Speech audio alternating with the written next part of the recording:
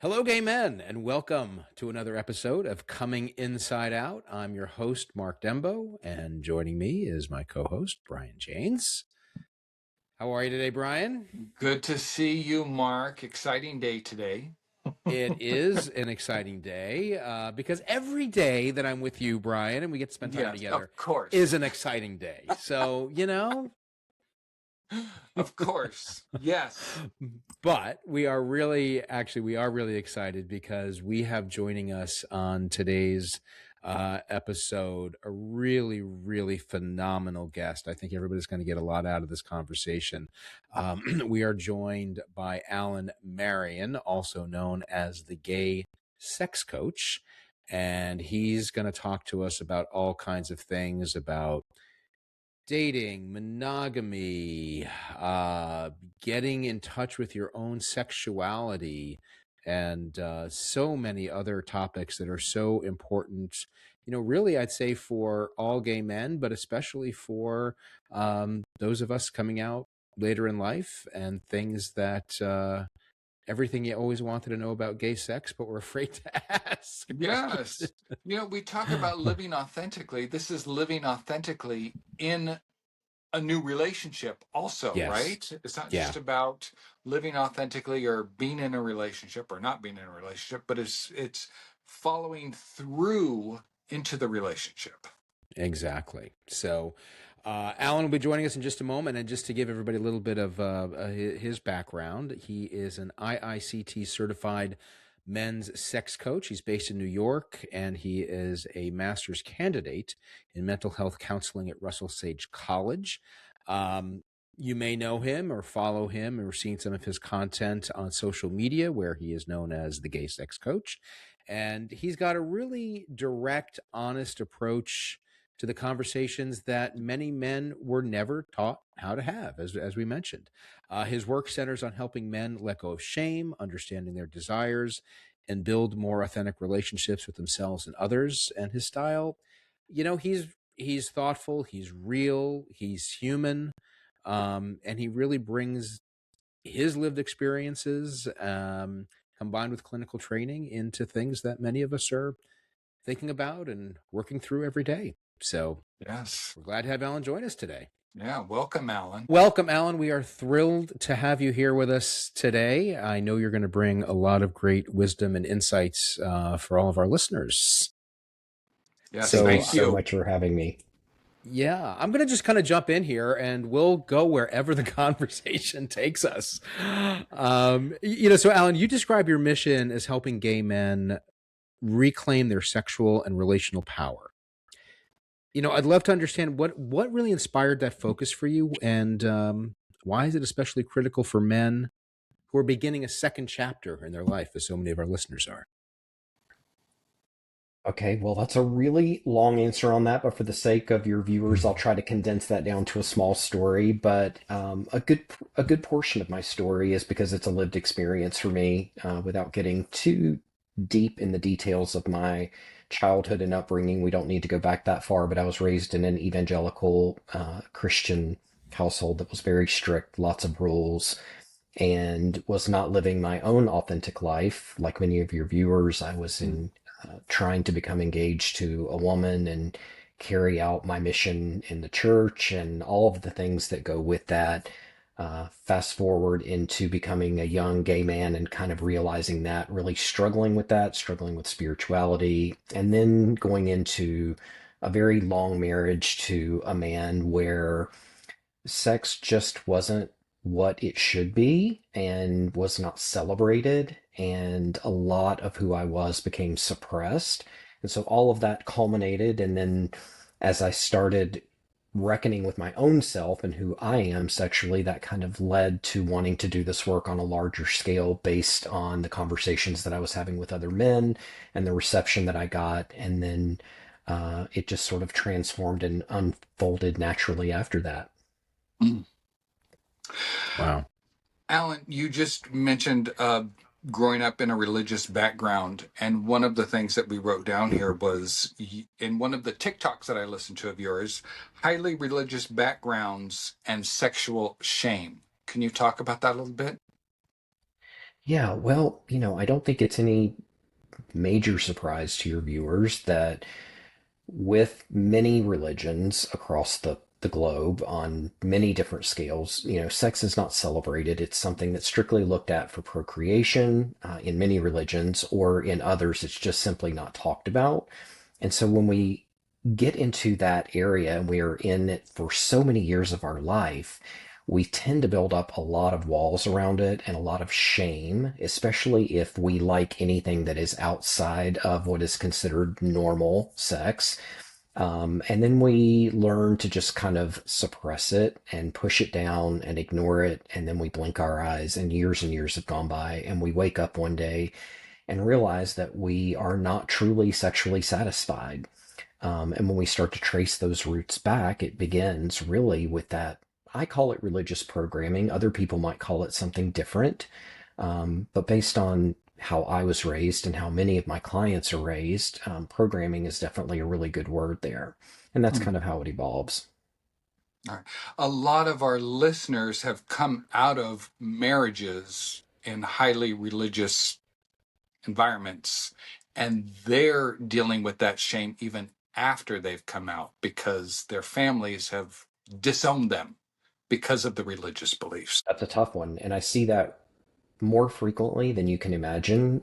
We have the stats and data on uh, at risk youth. We know that gay teens, in particular, are one of the highest concentrations of individuals who are disowned from their families. So that ties in directly to what you're saying. There's a direct correlation there. And we see that shame compounds over time.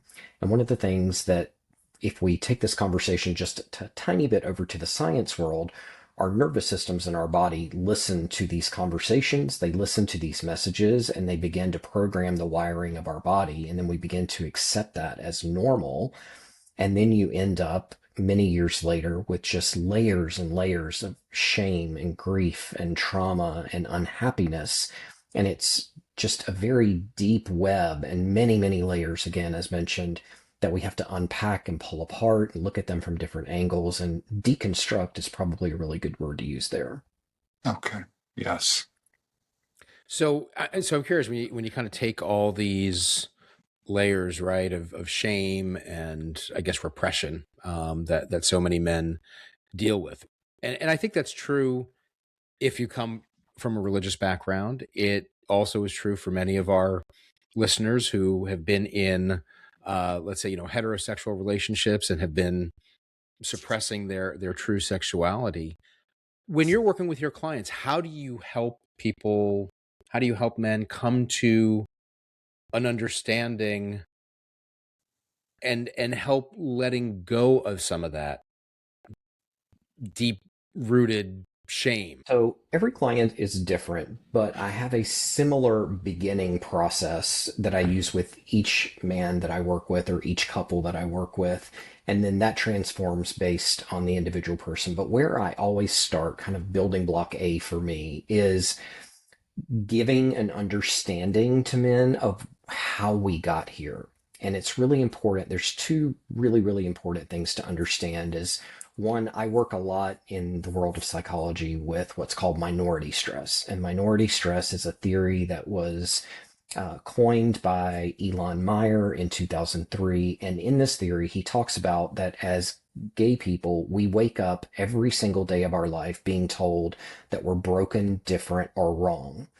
Compound that into living in heteronormative society. We're raised by mom and dad. If we're lucky, we have grandma and grandpa around, and then we have aunts and uncles and cousins. And we have the second part of that equation, which is no gay role models to follow.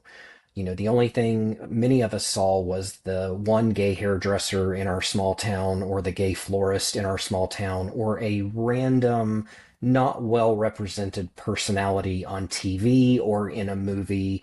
And in many cases, those were portrayed as negative or deviant. So the first thing that we have to do is kind of frame that in as knowledge and really understand and have that awakening or that moment where we realize since the day you were born, you have never been given access freedom or ability to be your true authentic self. It was shaped for you if you were born into heterosexual families. And, we're living in different times now Yeah. where we have two dads. For most people who are watching this, they were probably raised in a heterosexual family. And that begins the whole process. So that's where we start, is that educational piece and really anchoring that. And you would be surprised. You would think that that's logical or that it's something that's known and talked about, but oftentimes that's a really revelationary piece of information for a lot of men. They've never really taken that step back and realize that and understand it. So that's why you hear me talk about that so much, both in my writing and in my social media videos. What that kind of brings up for me, because I didn't grow up in a religious background, but I grew up in a background where I was bullied when I was in school. So although I wasn't feeling the shame and the guilt and all of that through a church, I was feeling all of that through my peers when I was a teenager. And that's, was like, oh, I'm wrong, I'm bad because of that versus God. Mm. That is a really common theme that I see, particularly with gay men, as many of us did experience bullying to different degrees that usually manifests itself as people pleasing later in life, because what Yes. happens is when we're bullied, we then have to compensate and try to figure out how to become accepted in this heterosexual world that we're living in, right? And usually that means being the funny one or the one who fixes things or the nice guy, which Hmm. translation is people pleasing. And then that also compounds and builds over the course of our life as well. So for me, I went to a private Christian school, K4 through 12th grade. I never went to a public school. And my school was so small that it was either arts or sports. And I was not a part of either of those communities. So as you can imagine, I became the funny guy, the gregarious one, the one who made people laugh. And that was the way I manifested my people pleasing. And that takes a different form with each man and how they do that.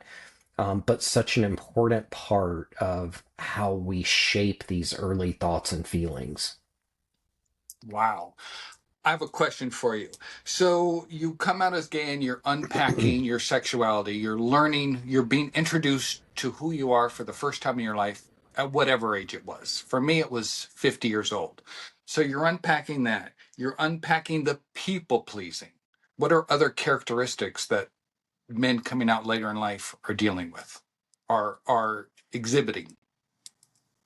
See a lot in people pleasing, see a lot with shame, a lot with guilt.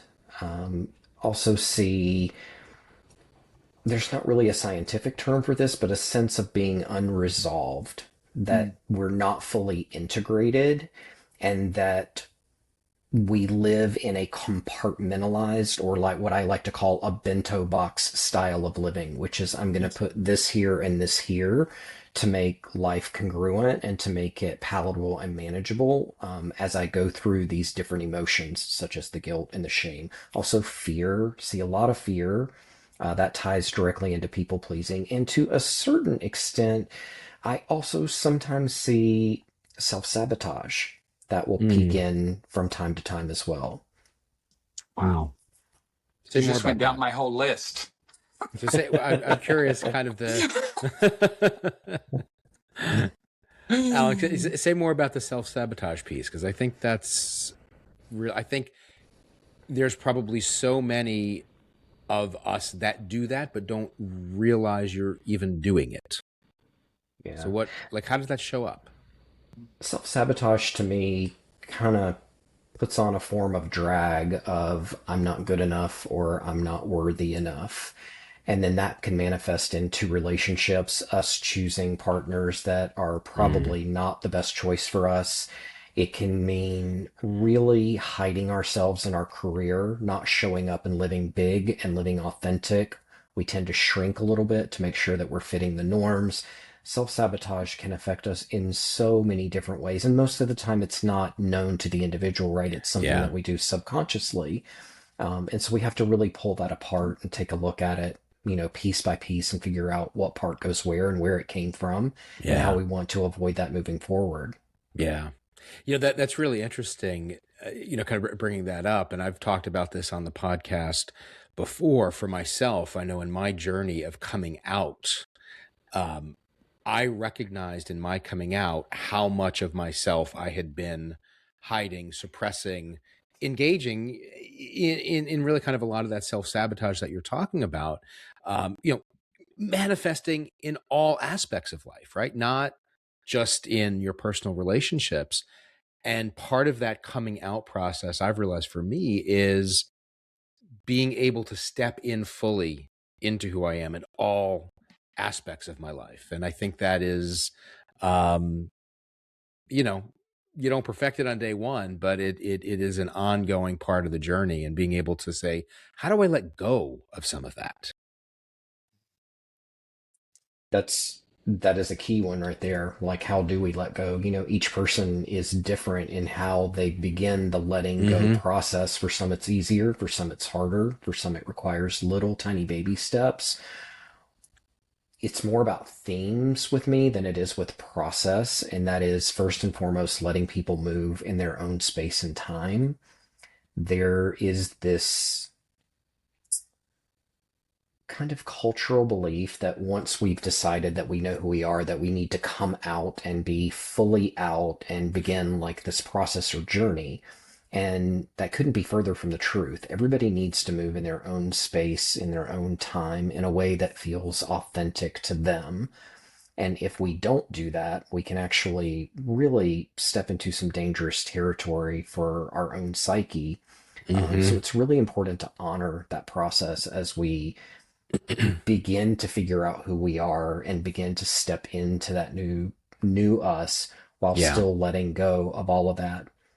When Yeah. I think about letting go in particular, it's to me a little bit less about letting go rather than looking into. That's how I choose to phrase that, because what we want to do is offer hope, curiosity, and excitement for this next phase of who we are. If we look at it as this heavy, ogre, dark energy, we tend to associate feelings like failure and not Mm-hmm. living up to our true potential, when really we're having, at our age, at what I like to call a midlife awakening, right? Like, we have Mm-hmm. the possibility, we have the excitement, and we have that curiosity again of what we can step into. So that's how I Yeah. like to reframe that a little bit to make it easier for people in the letting go process. Mm-hmm. And When letting go, by the way, ties a lot back to our heteronormative upbringing. And this is a subject that I get trolled on social media a lot, but letting go of heteronormativity is a really significant piece of letting go. yes, when I was coming out, you talk about coming out slower or more cautiously. When I was coming out, I felt like that was the first time in my life that I was actually going to feel grounded to something. I felt tethered my entire life because I wasn't living, my truth. And it just felt like, oh, I'm going to come out and it's all going to happen like boom, because I so desperately wanted to be grounded to something. And I'm going to guess that it probably didn't go that way, right? It did not. Boy, I talk about, no, it did not. It still isn't, but yes, I came out very quickly, proudly. One, I wanted to celebrate who I had not allowed myself to live for 50 years. But also, I really just wanted a sense of connection to my purpose in life. And I felt like I was hiding that for so long. Mm. I think the important thing to what you said is to understand that there's no right or wrong way to come out, and there's no right or wrong speed, and there's no action plan that goes with this, right? So in your case, you came out faster because you wanted connection, and that's great. And for you in your journey, you may go back in retrospect and look at other things and pull them up along to meet your journey, where others may take a slower and more deliberate.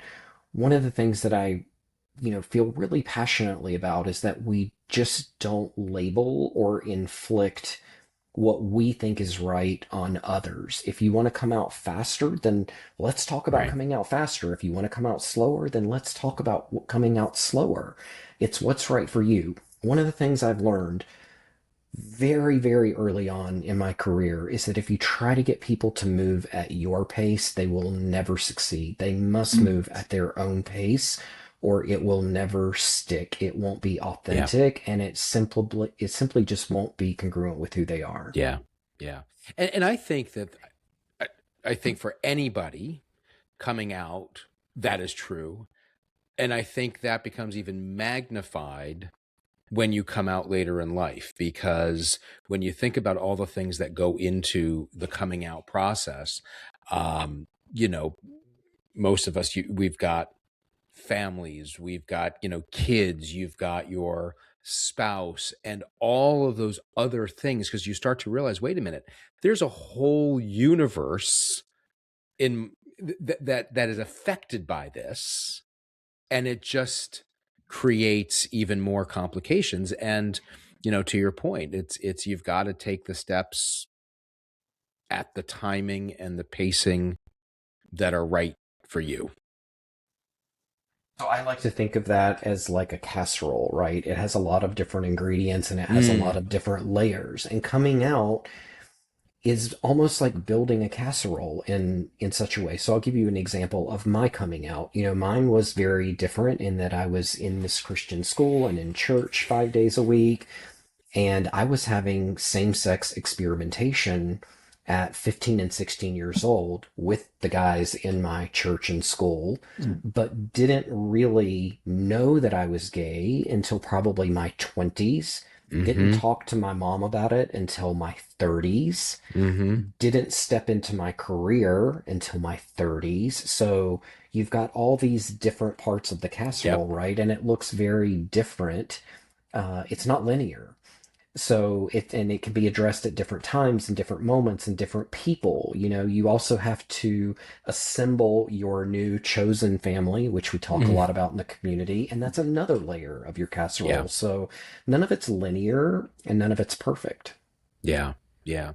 So I want to go back to you were talking about the heteronormativity that we grow up in, right? It's societal expectations. Let's take that into men or people coming out later in life that have not only had the heteronormative view ideals of society, but have lived that life. Now you come out and suddenly you've got this whole world and you don't even know where to begin. How do I meet people? How do I date? How do I deal with sex? And I know for a lot of men coming out, right? I mean, some may have had earlier experiences or did throughout a marriage. Many haven't, but so all of a sudden it's like, how do I start to understand, what do I like? How do I find what I like? Um, Combined with what we were talking about before, letting go of some of the shame that even though you're out, you may still feel associated with it. So I'm, curious, what are your thoughts on kind of where do you begin to try and understand, what does that look like for me now? That is a multi-prong answer, if you will, in that there's a couple of things that need to happen. There's logistics and then there's internal. And step one for me is internally getting really clear on your needs, wants, and desires. And this is so much harder for men than you can ever imagine. It's something that I work with on a daily basis. Just men speaking their truth out loud about what turns them on and what doesn't turn them on. And you would think that that would be inherently natural and easy, but I'm here to tell you it's one of the hardest things that men at this phase in their life have to reckon with. And typically, I find in the vast majority of the men that I work with that they have wants, needs, and desires that at some point they've either been told that they are kinky, taboo, wrong, dirty, nasty, or shameful. So then we have to reconcile that. And that kind of begins as step one, is getting true with self. Like, what do I really want? What do I want sexually? What do I want emotionally? Do I want monogamy? Do I want monogamish? Do I want non-monogamy? These are all things that men need to reckon with internally first before they get into the logistical piece. The logistical piece is a completely different animal, because while I wish I had a beautiful rainbow puppies and kittens answer, finding community can be challenging because our community looks and feels many different ways. It has many different doors and many different hallways. Some may default to a bar scene, and that's great. If you enjoy dancing and shaking your ass, then go out and have a great time. Some may default to apps if they are more quiet in nature and not as able to go into a bar and just strike up a conversation. And then that kind of starts going down a little bit of a rabbit hole of, where does the man live? Because one of the things that we know is, the smaller the town that you're in, the less access you have to community. Sure. And that is an unfair, hard truth, but it's one that I have to work with daily. Men Yep. that I work with in very small towns have very different access and resources than what we have here in New York, right?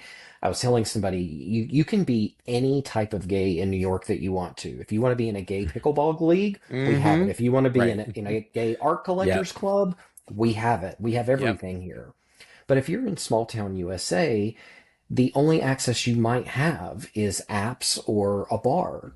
So finding community, I wish I could say, was an easy piece of this journey, but it's not. But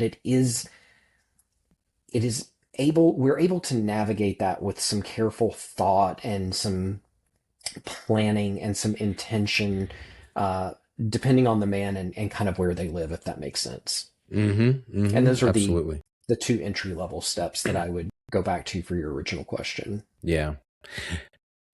How about sexual exploration? Sexual exploration tends to fall kind of in that same field, right? Like, how do we go out and get the experience? And one of the things that I see a lot is, I want the experience, but I don't want to be a hoe, right? Like, I don't want to go out and just start sleeping around all over town. So that becomes a reconcile process, right? Like, how do you get experience without having this negative feeling attached to it? But also, how do you get enough experience to know what you like and what you don't like, so that you're Right. not settling down with the first person that comes along that may or may not be the right fit for you? And that in and of itself is a whole other, can of unicorns that we pop open and take a look at. But there's, again, not a super easy way to answer that question, because it also ties back to where we live and what we have access to. For some, it may mean finding sexual opportunities on apps. It may be at the gym for some people. It may be public cruising for others. And it really just varies tremendously, again, based on what the person has access to. Mm-hmm. I Mm-hmm. wish I had a pretty bow to put on that question, but Yeah. unfortunately, there just There isn't there like a just isn't guide. There isn't a one. manual to say. No, there is not. I wish I could write one, but I would have to classify it by every city in the United States, and that would be tough. Sure. Yeah. Yeah. Alan, I want to take a moment. I'm going to promote your TikTok page if you want to tell the listeners about your TikTok page, because that's how I first discovered you. And you do all of these like 45 to a minute kind of TikToks, and you talk about a lot of these issues on your TikTok, and I'm sure other social media pages also. So where can people tune in to if they want to find out about kinks and shame and religion and monogamish? Where do you have those social media sites? Super easy. I am the gay sex coach on everything. So I'm the gay sex coach on Instagram, TikTok, and most importantly, Substack as well. So the two largest platforms that I have are, oddly enough, TikTok for a 56-year-old man, and then Substack. I have not been able to conquer Instagram. I don't really know why. It just can't seem to build the community there that I have on TikTok and Substack. But those are the primary places that you can find me. And then, of course, my website is the same name, thegaysexcoach.com. Okay. I listen to every one of your podcasts or every one of your TikToks. I listen to all of them. I have a question. I have a multifaceted question that I wrote down that I would like to ask you just based on hearing your TikToks. And I was in a monogamous relationship with my wife for 30 years. I trusted her. She trusted me. I didn't cheat on her to the best of my ability. She didn't cheat on me. We didn't use any type of safety medications or anything to protect each other from STDs because we trusted each other. On your TikToks, you talk about monogamous couples, but you also talk about the don't ask, don't tell culture. Are the monogamous couples that you're seeing, are they on doxy or PrEP medications? And if they're not, how do the don't ask, don't tell men protect their partners that aren't on medications because they think that they're in a monogamous relationship? Because for me, my goal is to be in a monogamous relationship, and I don't want to worry about taking medications if I believe I'm in a monogamous relationship. Am I naive in this thinking? You are not naive.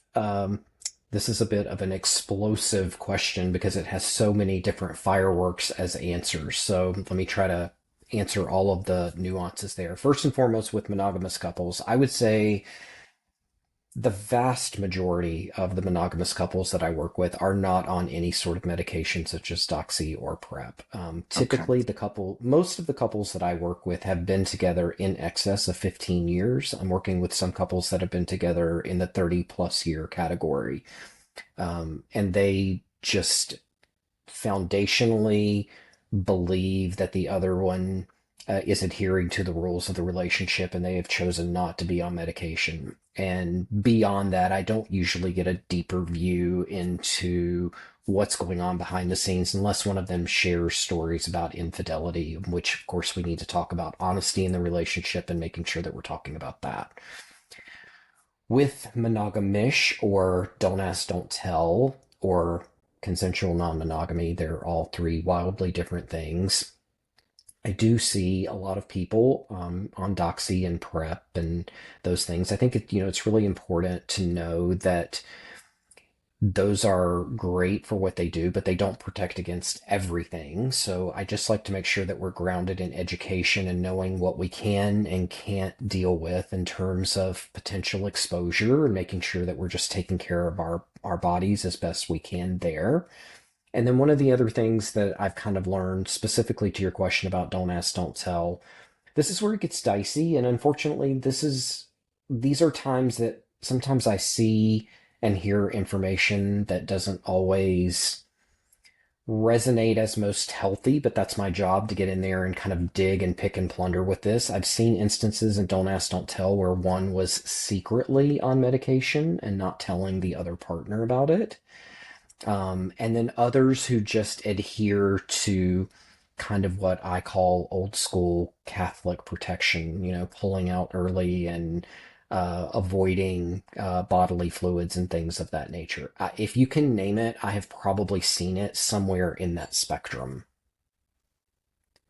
Wow. All right. So my concern for myself is that if I'm in a relationship where I believe I'm in a monogamous relationship and my partner tells me we're monogamous, I'm not going to be taking a medication, right? Why should I? Why would I?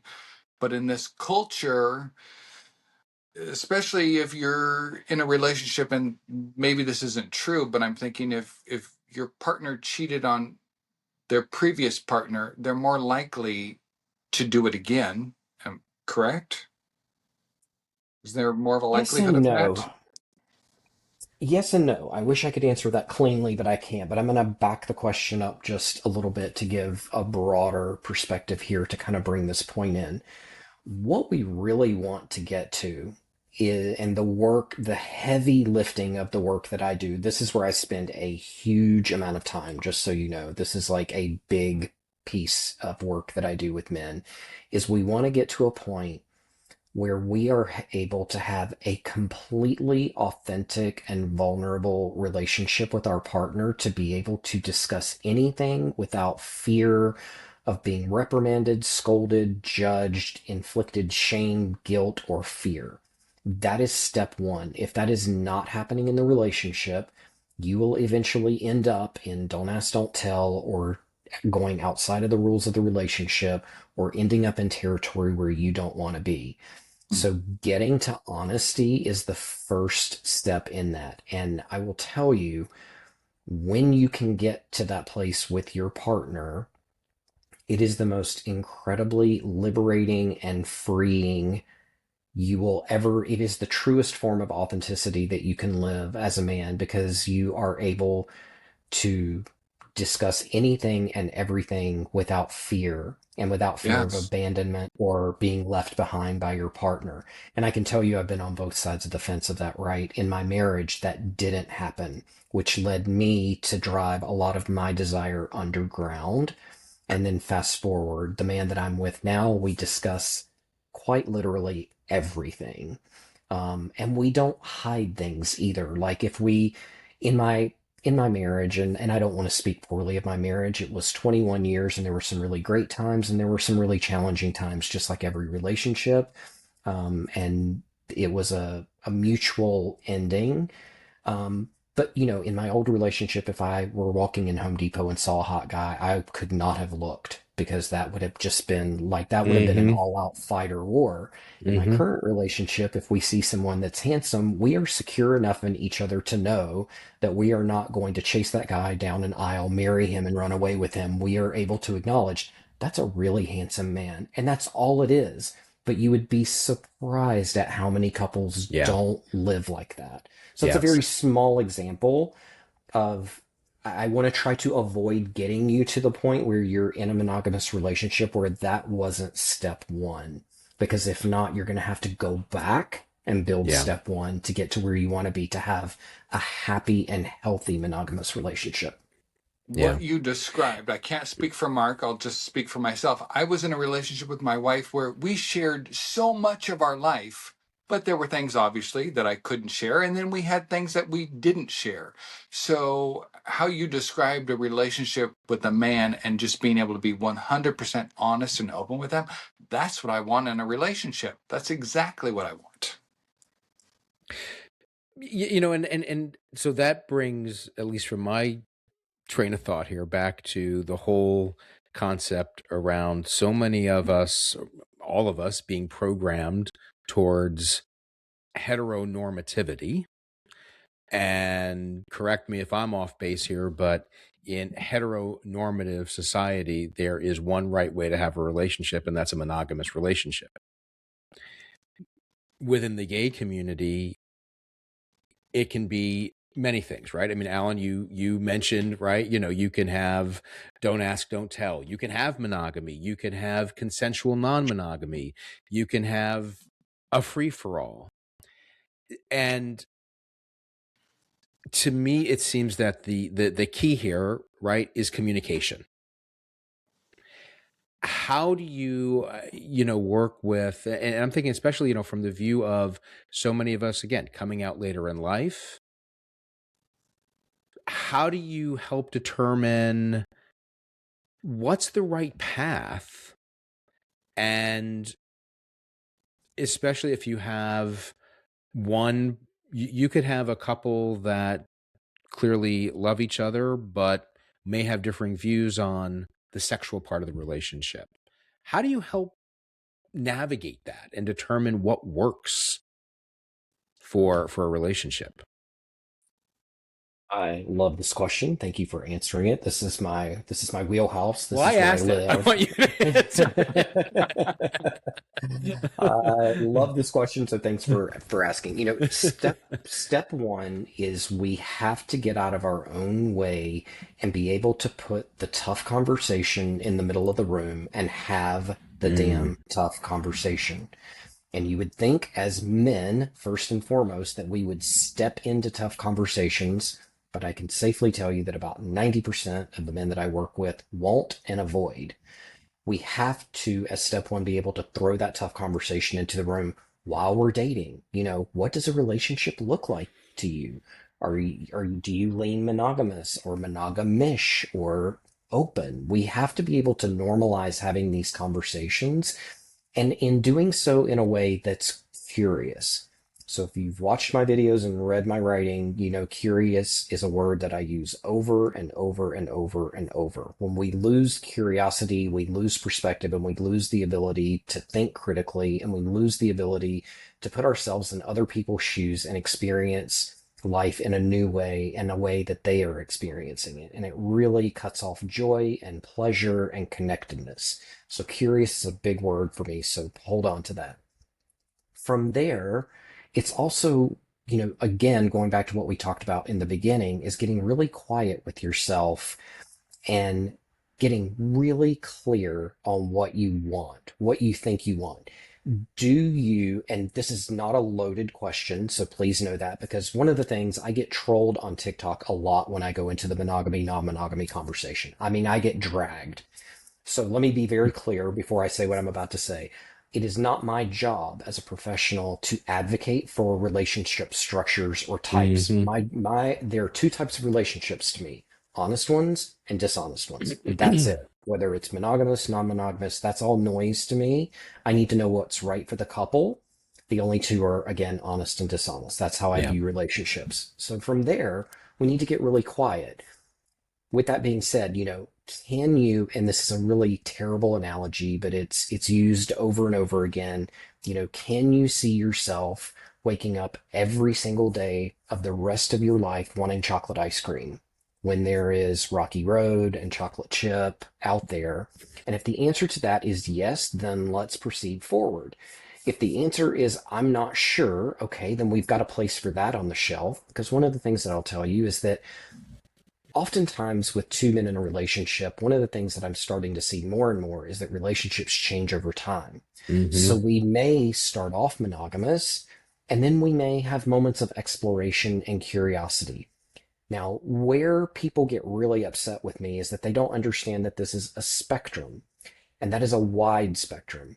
For some, it may mean getting an erotic couples massage after they've been together 5 years, and that's Hmm. their version of exploring more. Hmm. Some Hmm. may be together 10 years and decide they want to try one three-way Hmm. and then never do it again. It's a spectrum, but we tend to think of it in terms of either we're monogamous or we are all out having sex with 500 people in the course of a year Right. behind our Right. partner's back. And that really couldn't be further from the truth. So step one, getting really clear on what we want. And step two, being able to have that conversation with people that we are interested in romantically or more, and being able to start, you know, kind of aligning those and driving those forward, but then also staying really open and curious about evolution and change over time. Hmm. And I see it all. One of the couples that I'm working with, 34 years, monogamous. Um, it can be done. Yeah. Yeah. What I think is important also, and you've touched on this, is in the communication you're having with your partner or whoever you're dating somebody, what do you define as cheating? Because I think in one of your videos, you know, is if you're watching porn, is that you as a couple, do you agree that that's cheating or not cheating? If you're on an app, is that cheating or not cheating? So what defines your monogamous or monogamish relationship, and having that hard conversation so that neither person is caught off guard when they maybe discover that their partner is doing one of these things. So wildly important, what you just said, is the ability, first and foremost, no one should be creating the rules except the couple themselves. And that's one of the things that I think we forget because we have so much coming at us in social media, right? Like social media is telling us what's right and wrong, what's good and bad. And then if you have layers of religion and then your heteronormative upbringing, you have all of this noise going on in your head. But at the end of the day, it is between you and your partner to decide the rules of the relationship. Now, sometimes men come to me because they need help navigating the rules. They're trying to co-create them together, and sometimes there's a difference, and we have to reconcile what's going to work for the couple. In the vast majority of cases, most men are able to do this with each other directly one on one without help from somebody like me. But that's when we have to get really real with each other and understand a few things. And this is where, you know, my style. that I'm known for as being direct and grounded and honest. I don't live in the kind of spiritual realm, if you will, with my explanations. I tend to attack things head on, very direct. And in that spirit, men need time alone to masturbate. And that does not matter if you are in the happiest monogamous relationship of your life. You need time alone to yourself. Whether or not that includes porn, you need to look at that from a relationship perspective and define it as cheating. I don't. I think it can lead down a dangerous trail when it is used in substitution for intimacy in the relationship. That's when I get concerned. If a guy just wants to take 10 minutes on Pornhub and get off just because he is so stressed out that if he doesn't get that release, there's going to be a hostage situation, then go do it. But if we're Mm-hmm. replacing intimacy in the relationship with porn, then that's something else we need to look at. But only the couple should be defining that. Not me, not social media, not the Bible, not our parents, not our grandparents, just the couple itself. Yeah. Well, hey, everybody, this has been such a great conversation with Alan. And there is a lot more. We had a phenomenal discussion with him that just kept going and going and going. So we're going to make this a two-parter. So stay tuned for part 2 with Alan Marion, the gay sex coach. Thank you. Talk to you soon, Mark. Bye. Okay.